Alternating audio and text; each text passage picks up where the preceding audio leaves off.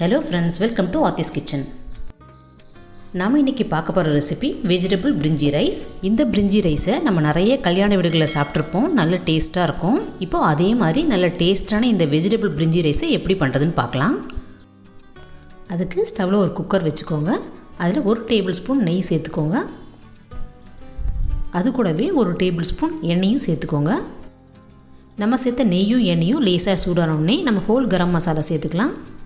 அதுக்கு பார்த்திங்கன்னா சின்னதாக ஒரு 3 துண்டு பட்டை, கொஞ்சமாக ஜாதி பத்திரி, கொஞ்சம் கல்பாசி, 2 பிரிஞ்சி இலை, 4 கிராம்பு, 2 ஏலக்காய், 1 அன்னாசிப்பூ, 1/2 டீஸ்பூன் சோம்பு. இது எல்லாத்தையும் இந்த எண்ணெயிலேயே சேர்த்து விட்டுடலாங்க. சேர்த்துட்டு இதை நல்லா வாசனை வர வரைக்கும் ஃப்ரை பண்ணிக்கோங்க. இது இந்த மாதிரி லேசாக ஃப்ரை ஆனோடனே ஒரு வெங்காயத்தை இந்த மாதிரி நீல வாக்கில் ஸ்லைஸ் பண்ணி சேர்த்துக்கோங்க. வெங்காயம் கொஞ்சம் நல்லா ப்ரௌன் ஆகிற வரைக்கும் வதக்கிக்கோங்க. அப்போ தான் நல்லா டேஸ்ட்டாக இருக்கும். நம்ம சேர்த்த வெங்காயம் இந்த அளவுக்கு வதங்கினதுக்கு பிறகு 1 டேபிள் ஸ்பூன் இஞ்சி பூண்டு பேஸ்ட் சேர்த்துக்கோங்க. சேர்த்துட்டு இதையும் நல்லா வதக்கி விட்டுக்கோங்க இந்த எண்ணெயிலேயே. அடுத்தது பார்த்திங்கன்னா 1 தக்காளியை இந்த மாதிரி கட் பண்ணி சேர்த்துக்கோங்க. இதையும் சேர்த்து நல்லா வதக்கிக்கோங்க.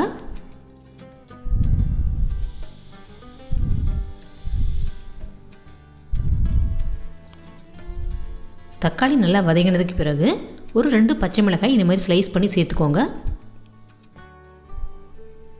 அடுத்தது ஒரு 2 டேபிள் ஸ்பூன் அளவுக்கு புதினா கொத்தமல்லி சேர்த்துக்கோங்க. புதினாவும் கொத்தமல்லியும் சேர்த்து லேசாக வதக்கி விட்டதுக்கு பிறகு நம்ம வெஜிடபிள்ஸ் சேர்த்துக்கலாம். அதுக்கு சின்னதாக ஒரு கேரட் இந்த மாதிரி கட் பண்ணி சேர்த்துக்கோங்க. அடுத்தது 4-5 பீன்ஸ் சேர்த்துக்கோங்க. சின்னதாக ஒரு உருளைக்கிழங்கு சேர்த்துக்கோங்க.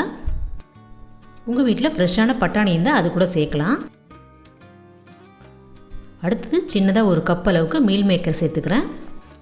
இந்த மீல் மேக்கரை நான் 10 நிமிஷத்துக்கு வெந்நீரில் ஊற வச்சுட்டு அதுக்கப்புறமா நல்லா பிழிஞ்சு எடுத்து வச்சுருக்கேன். இந்த மீல் மேக்கரையும் இதோடு சேர்த்து லேசாக வதக்கி விட்டுக்கலாம். நல்லா இந்த மாதிரி வதக்கி விட்டதுக்கு பிறகு ட்ரை பவுடர்ஸ் எல்லாம் சேர்த்துக்கலாம். முதல்ல 1/4 டீஸ்பூன் மஞ்சள் தூள், 1/2 டேபிள் ஸ்பூன் மிளகாய்த்தூள், 1 டேபிள் ஸ்பூன் மல்லித்தூள், 1 டீஸ்பூன் கரம் மசாலா. இது எல்லாத்தையும் சேர்த்து நல்லா மிக்ஸ் பண்ணிக்கோங்க.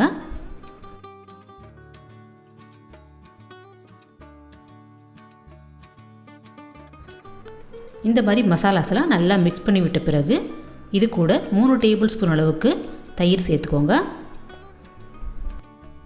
அதிகமாக புளிப்பில்லாத தயிராக சேர்த்துக்கோங்க. இந்த மாதிரி கொஞ்சமாக தயிர் சேர்க்கறனால பிரிஞ்சி ரைஸ் நல்ல டேஸ்ட்டாக இருக்கும்.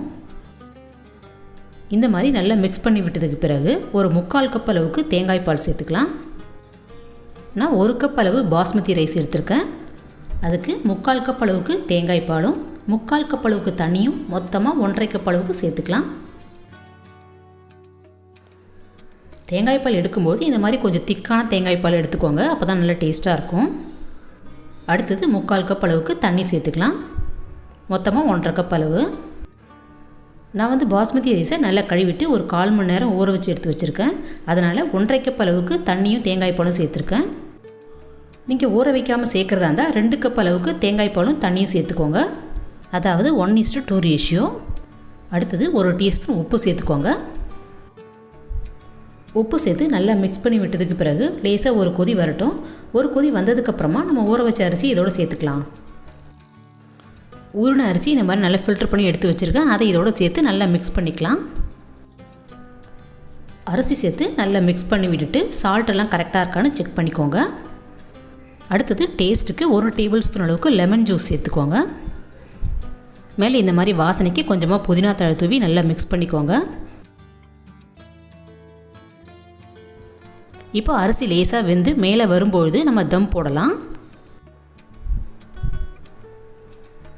பாருங்கள், 2-3 நிமிஷத்துக்குள்ளேயே அரிசி லேசாக வெந்து மேலே வர ஆரம்பிச்சிச்சு. இந்த ஸ்டேஜில் நம்ம தம் போட்டுக்கலாம். தம் போடுறதுக்கு இந்த மாதிரி யூஸ் பண்ணாத ஒரு தோசைக்கல்லை ஸ்டவ் மேலே வச்சு நல்லா சூடு பண்ணிக்கோங்க. இப்போ இந்த தோசைக்கல்லுக்கு மேலே நம்ம குக்கரை எடுத்து வச்சு அதுக்கு மேலே ஒரு பிளேட் வச்சு மூடிடலாம். இப்போது அந்த பிளேட்டுக்கு மேலே வெயிட்டுக்காக ஒரு பாத்திரத்தில் தண்ணி வச்சு அதையும் இந்த மாதிரி மூடிடுங்க. பாருங்கள், இந்த மாதிரி தண்ணி இருக்கிற பாத்திரத்தையும் ஒரு பிளேட்டால் மூடிடுங்க. இந்த மாதிரி வச்சதுக்கு பிறகு ஸ்டவ்வோட ஃப்ளேமை ஃபுல்லாக குறைச்சிருங்க. குறைச்சிட்டு ஒரு 15லேருந்து 20 நிமிஷத்துக்கு அப்படியே வேக வச்சுக்கோங்க. நடுவில் ஒரு 10 நிமிஷம் கழிச்சதுக்கு பிறகு நல்லா ஒரு தடவை மிக்ஸ் பண்ணி விட்டுக்கோங்க. இப்போ இது வேகட்டும். இப்போ 15 நிமிஷம் ஆகிடுச்சு. ஓப்பன் பண்ணி பார்க்கலாம். நம்ம மேலே வச்ச தண்ணியும் லேசாக சூடாகிருக்கும்.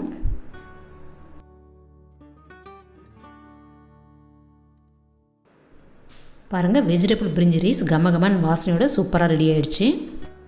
நான் இந்த ரைஸில் மீல் மேக்கர் சேர்த்துருக்கனால ப்ரெட்டை ஃப்ரை பண்ணி போடலை. உங்களுக்கு ப்ரெட் வேணும்னு நினச்சிங்கன்னா 2 ஸ்லைஸ் ப்ரெட்டை ஃப்ரை பண்ணி சேர்த்துக்கோங்க. இப்போது கடைசியாக கொஞ்சமாக நறுக்கின கொத்தமல்லி தழை தூவிக்கலாம். இந்த பிரிஞ்சி ரைஸில் நம்ம தேங்காய் பால் சேர்த்து செஞ்சுருக்கனால நல்ல டேஸ்ட்டாக இருக்கும். நீங்களும் இதே மாதிரி மெஷர்மெண்ட்டோட இந்த டேஸ்ட்டான பிரிஞ்சி ரைஸை ட்ரை பண்ணி பாருங்கள். ட்ரை பண்ணி பார்த்துட்டு எப்படி எதுன்னு உங்கள் ஃபீட்பேக்கை கமெண்ட்ஸில் சொல்லுங்கள். பிடிச்சிருந்தால் லைக் பண்ணுங்கள், ஷேர் பண்ணுங்கள். மறக்காமல் ஆர்த்திஸ் கிச்சனை சப்ஸ்கிரைப் பண்ணி வச்சுக்கோங்க. தேங்க்யூ.